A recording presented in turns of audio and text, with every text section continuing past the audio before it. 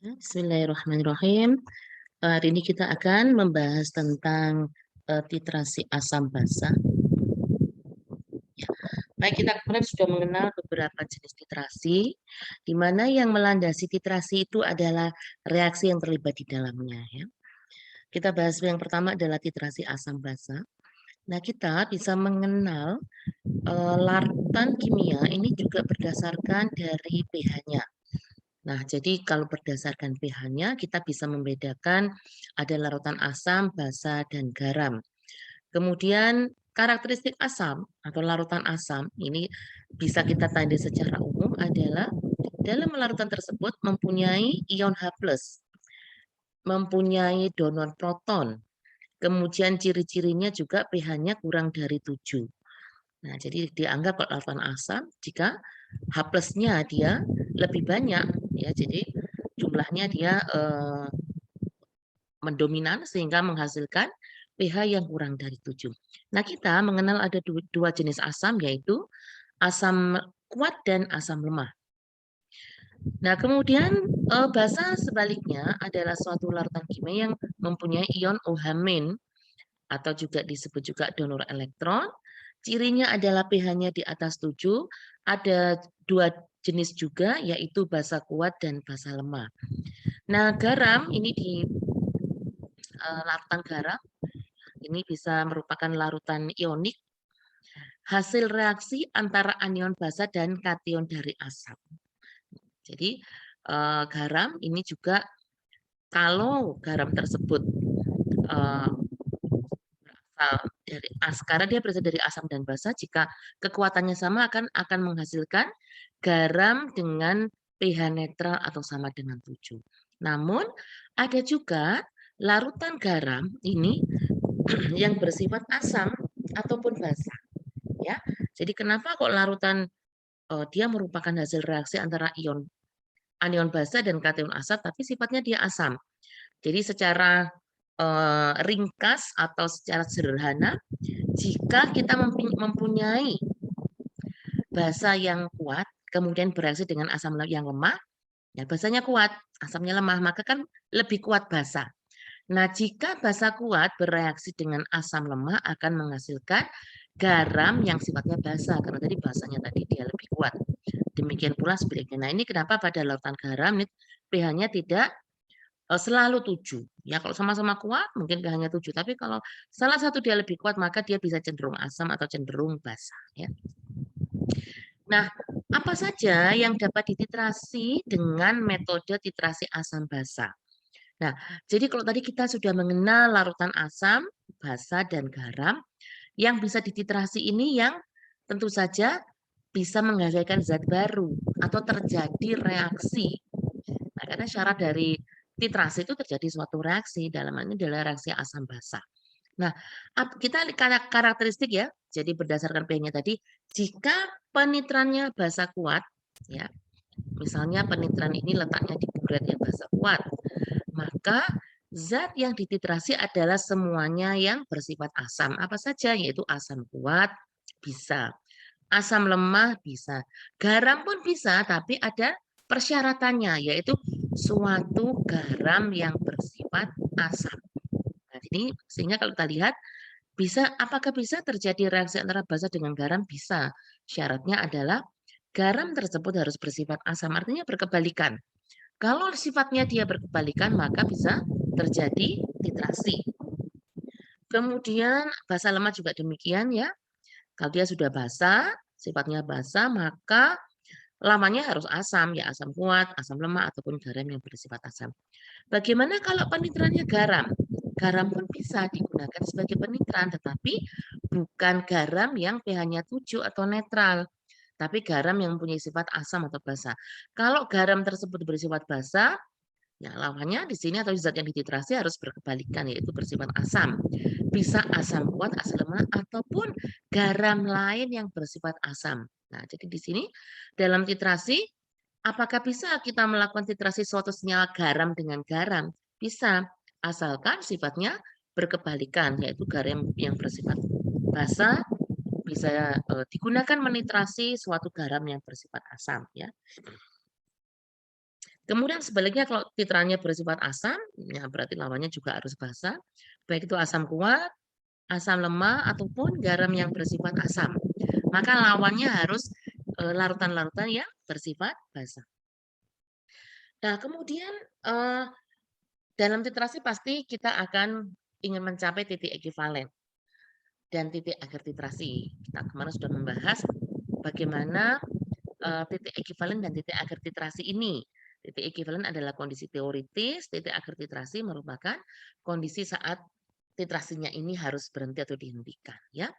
Nah, pada titrasi asam basa ada dua cara di dalam mengetahui titik ekivalen, ya, dan titik akhir titrasi. Yang pertama kita bisa menggunakan alat namanya pH meter, ya.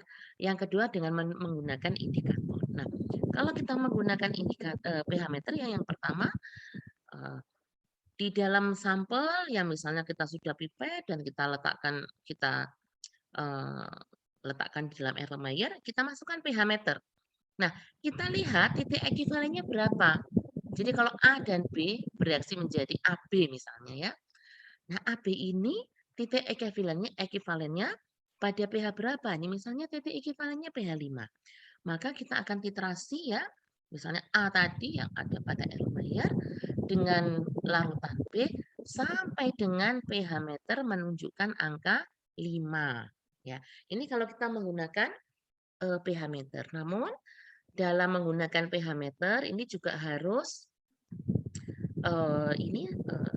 hati-hati ya, karena perubahan pH ini bukan merupakan fungsi kurva linier ya. Jadi kalau satu tetes naiknya misalnya pH-nya 0,1 tidak.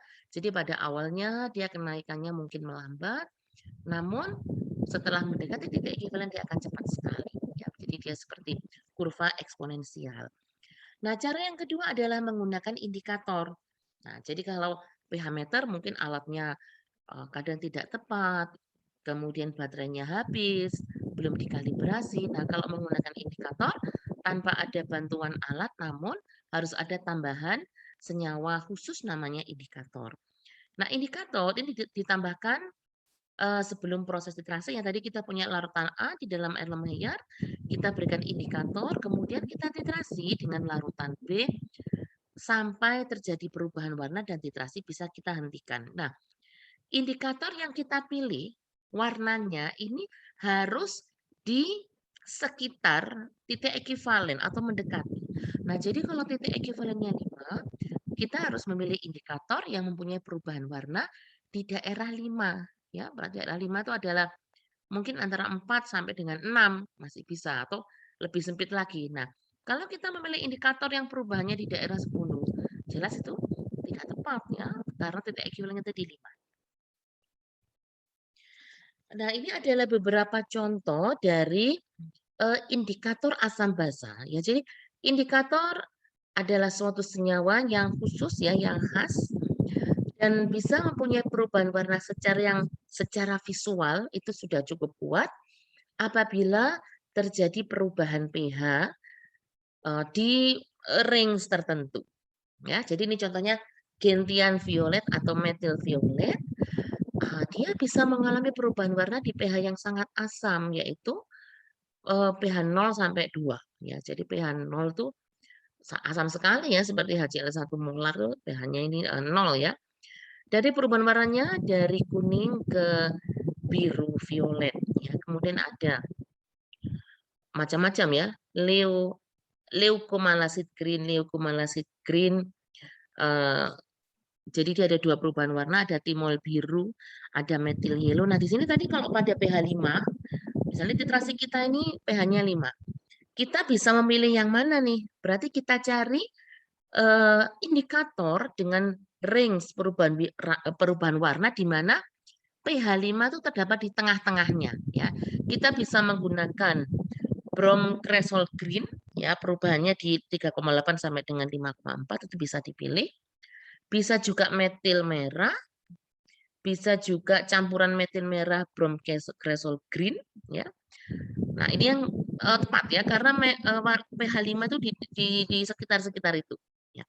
Nah, kalau pH-nya kita bekerja di pH eee, 7 ya misalnya reaksi antara NaOH dengan HCl ya kita cari pH 7 itu ada di mana nih? Ya bisa bromtimol biru, bisa phenol red-nya, bisa netral red-nya dan sebagainya. Nah, ini karena pH 7 tadi masih masih masuk di tengah-tengahnya dan warnanya khas ya. Nah, ini yang menjadi alasan juga bahwa, di kimia ini kita harus bisa membedakan warna dengan jelas. Apa bedanya warna, eee, kuning dengan hijau dengan biru, itu kan akan tampak sekali, apa namanya, perubahannya ya, dari warna merah ke ungu ke biru. Nah, karena kita menggunakan mata ya. Nah, ini adalah alat-alat dalam titrasi ya, saya kira Anda sudah kenal juga. Jadi yang utama di sini dalam titrasi ada 2 alat yaitu buret dan, elemen ya. Buret adalah suatu pipa berskala dengan volume tertentu ya, ada yang, kecil mungkin 5 atau 10 mili, jadi dia lebih halus, ada juga yang sampai dengan, 100 mili atau bahkan lebih ya. Kemudian di bagian bawah ada kran ya, kran ini bisa kita atur begitu ya kecepatannya. Kemudian Erlenmeyer ini mempunyai, alat gelas dengan mulut yang lebarnya sedang dan lehernya ergonomis, ada lehernya tapi di bagian bawah dia, melebar. Nah, kapasitas cairan dalam Erlenmeyer ini adalah setengah dari ukuran alat ya. Jadi kalau kita titrasi, kita perkirakan, jumlah sampelnya atau seluruh sistem ya, dengan pengenceran dan sebagainya 100 mili, kita memilih yang 250 sudah cukup, nggak perlu pilih Erlenmeyer yang besar sekali. Tapi juga jangan milih yang terlalu kecil gitu ya. Nah, kemudian kita ke indikator ya. Jadi ini sering juga menjadi pertanyaan ya, kenapa sih indikator itu bisa berubah warna ya?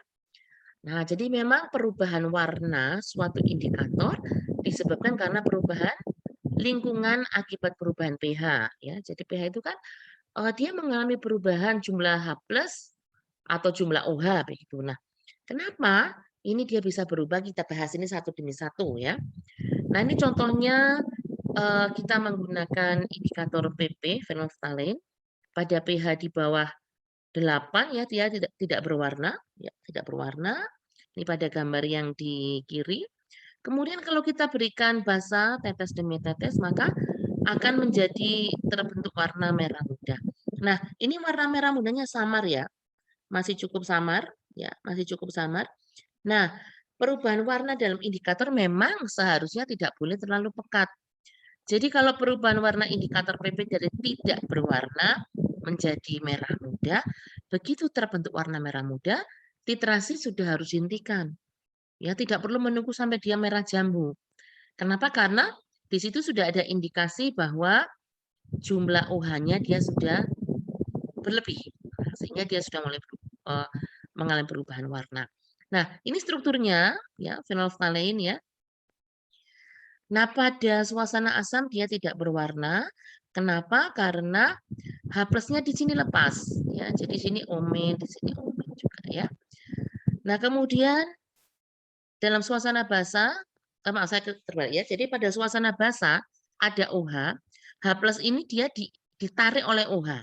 Ya, jadi kalau OH-nya banyak, H+-nya itu ditarik oleh OH, sehingga ion H+ ini akan menjadi molekul air. Nah, ujung-ujung dari struktur dari phenolphthalein ini menjadi O negatif. Nah, akibat O-nya di sini menjadi O negatif, ya, O-nya negatif, di sini O-nya negatif, maka elektron akan terdelokalisasi menjadi lebih panjang. Kalau sebelumnya elektron ini hanya berputar di cincin benzennya masing-masing, namun ketika terjadi deprotonasi atau ion H+-nya ditarik oleh OH berlebih yang ada pada lingkungan, maka O-nya di sini lebih kaya elektron. Elektronnya bisa loncat ke ikatan di sini, kemudian bisa masuk ke sini bahkan sampai keluar. Sehingga dengan pemanjangan sistem delokalisasi ini, maka warna tadi atau energinya dia menjadi lebih kecil ya, energinya menjadi lebih kecil sehingga dia akan tampak berwarna. Nah, ini yang menyebabkan kenapa indikator PP dari warna yang tidak berwarna di suasana asam, dia bisa menjadi berwarna pink pada suasana basah. Kemudian ini metil orange ya. Jadi indikator metil orange pada pH kurang dari 3 dia warnanya merah. Pada pH di atas 4,1 dia warnanya kuning ya. Kalau di antaranya maka ya percampuran merah dan kuning ke arah oranye ya. Ini strukturnya ya. Jadi metil oranye perubahan warnanya dari merah ke kuning. Konsentrasi ion hidronium atau ion H+ ini berpengaruh pada struktur molekul. Perbedaan struktur molekul akan merubah transisi elektron, ya pemanjangan sistem delokalisasi dan sebagainya. Nah, akibatnya kalau transisi elektronnya dia terjadi perubahan, energi juga berubah. Apabila energi berubah, energi ikat, maka akan berpengaruh pada panjang gelombang, ya. Jadi energi ikatnya jadi berubah. Ini yang menyebabkan dia berubah, ya. Kemudian ini adalah warna dari timol biru, ya. Jadi pada pH kurang dari 1 dia berwarna merah, pada pH di atas 4 dia berwarna kuning, di antaranya, ya ini berarti ada 2 warna, maka dia berwarna oranye. Kemudian untuk indikator bromtimol biru, pada pH kurang dari 6 dia berwarna kuning, pH di atas 7,6 dia berwarna biru. Ini kebetulan ada contoh yang di antara keduanya ya. Jadi ini pada pH 7 yang diukur dengan pH meter, dia warnanya kelihatan hijau. Nah, jadi dari kuning, kemudian biru, kemudian di sini kuning, hijau dulu. Ini adalah kondisi transisi. Nah, titrasi kita hentikan ketika warnanya biru. Nah, sini sehingga kita bisa mengira-ira ya kalau warna larutannya kuning kita titrasi dengan suatu basa ya. Kalau dia sudah mendekati hijau maka kecepatan dalam titrasi sudah mulai diperkecil. Ya, karena nanti biar tidak kebablasan. Oke, selanjutnya adalah karena kita mengenal banyak indikator ya, maka tahapan pertama dalam titrasi adalah memilih indikator ini harus benar. Jika kita salah memilih indikator, sudah pasti titrasi salah dan data tidak bisa dihitung. Jadi ini kegagalan atau kesalahan terbesar dalam titrasi asam basa, ya ini adalah dalam memilih indikator. Nah, caranya adalah ya diulang atau nanti bisa dikoreksi dengan titrasi balik namanya ya. Nah, ini contohnya ya, kita berikan ilustrasi. Kalau salah indikator ini akan salah tujuan. Misalnya si A akan pergi ya dari Malang ke Jogja. Kemudian kalau ingin memilih ke Jogja maka dia harus memilih kereta api tujuan Jogja. Benar ya? Jadi kalau tujuannya tadi PH5 ya indikatornya PH5. Ini juga sama dengan orang pergi. Jika A memilih tiket ke Surabaya ya belum tercapai, dia salah indikator. Atau sebaliknya dia memilih tiket kereta ke Jakarta kelewatan. Jadi di sini nanti dalam tujuan utamanya tidak harus tepat, disinilah terjadi titik ekivalen. Kalau indikatornya salah, maka bisa terjadi belum tercapai titik ekivalen atau titik ekivalennya sebaliknya sudah terlampaui.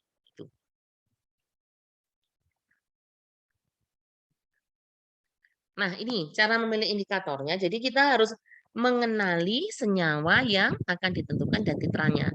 Jadi sudah tahu kalau di dalam sampel ini ada senyawa apa. Jadi uji kualitatifnya sudah harus terlampaui ya.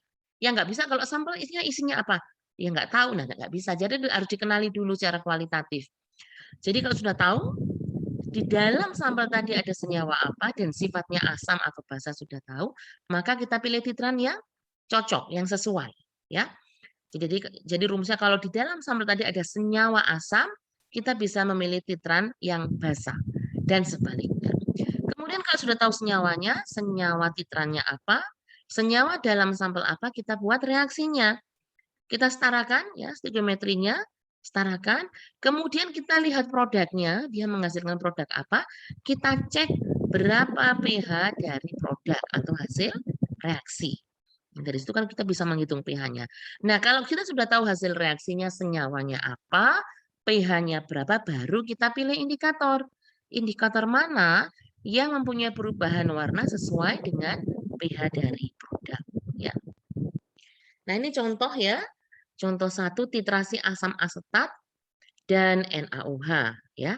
Asam asetat itu adalah asam cuka ya. Sambalnya bisa cuka makan, cuka apel, bisa juga sampel-sampel yang mengandung asam asetat seperti produk-produk fermentasi ya, minuman, ya karena kita sudah tahu nih, oh di dalam asam, ini ya, misalnya, cuka tadi atau produk fermentasi seperti tape dan sebagainya, pasti asamnya asam astat, sifatnya pasti asam. Nah, karena sudah tahu senyawanya, kita bisa mencari lawannya. Misalnya salah satunya adalah NaOH. KUH juga boleh, amonia juga boleh. Ini contohnya kita menggunakan NaOH. Nah, setelah itu kita lakukan reaksi, kita tulis reaksinya, ya, CH3COH plus NaOH menghasilkan CH3COONA plus H2O. Nah, produk ini yang kita ketahui pH-nya. Kalau air pH-nya 7 ya, CH3COH berapa pH-nya? Ya, sekitar 10, sekian ya. Nah, dari sini kita bisa mengetahui bahwa pada saat titik ekivalen, pH yang tercapai adalah pH di daerah 10. Sehingga kita bisa memilih indikator-indikator yang mempunyai perubahan warna di daerah 10, misalnya indikator PP. Nah, asam astat adalah asam lemah, NaOH adalah basa yang kuat. Sehingga produk CH3COONA pastinya adalah suatu senyawa garam yang sifatnya basa. Karena basanya lebih kuat, NaOH itu kuat, asam astat dia lemah. Ya. Nah, kemudian bagaimana dengan H2O ya? Di sini kan ada produk H2O. H2O ini tidak berpengaruh karena dia pH-nya 7. Ya, pH-nya di sini dianggap pH yang lebih lemah daripada CH3COOH. Kemudian ini contoh yang kedua adalah reaksi HCl dengan natrium karbonat ya. Jadi HCl kita ketahui sifatnya dia asam ya, jelas ada hanya. Kemudian ada natrium karbonat. Natrium karbonat adalah NaCO3 dua kali. Nah, natrium karbonat ini suatu senyawa garam. Namun garamnya bersifat basa. Jadi kita bisa melakukan titrasi antara asam dengan garam. Asalkan garamnya tadi sifatnya basa. Ya, jadi dengan demikian konsepnya bisa terpenuhi dan reaksinya bisa tercapai. Kita tuliskan reaksinya ya. Na2CO3 plus HCl menghasilkan H2CO3 plus 2 NaCl. Kita setarakan stoichiometrinya di mana ternyata 1 Na2CO3 setara dengan 2 HCl. Nah, produknya adalah H2CO3 dan NaCl. Ternyata NaCl pH-nya 7, H2CO3 pH-nya 4. Nah, sehingga karena kita tahu produknya adalah produk yang menghasilkan asam dan pH-nya 4, maka kita gunakan indikator yang perubahan warnanya di sekitar pH 4, misalnya metil uranya. Nah, HCl adalah asam kuat, natrium karbonat adalah garam yang bersifat asam. Nah, produknya adalah, ini salah maaf ya, ini ada kesalahan. Produknya adalah asam karbonat yang bersifat asam lemah ya dengan pH sekitar 4. Nah, NaCl pH-nya tidak berpengaruh, ya pH-nya 7 dan tidak berpengaruh.